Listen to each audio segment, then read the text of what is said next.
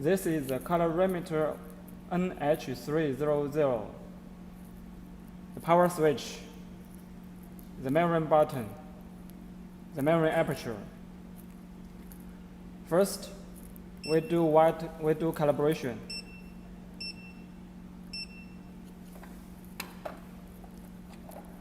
White calibration.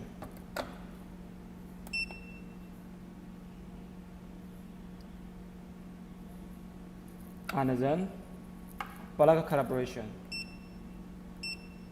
For black calibration, we do it in dark space, like under the desk measuring air.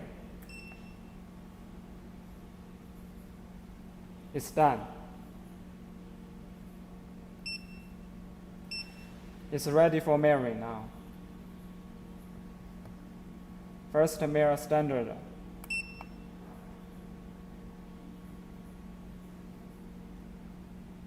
And then measure a sample.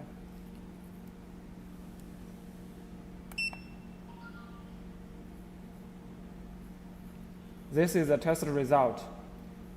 This is a color offset indication, and this is a color test result judgment. Because the delta E is too large, it shows fail. Let's check the menu interface. Records for checking the standards.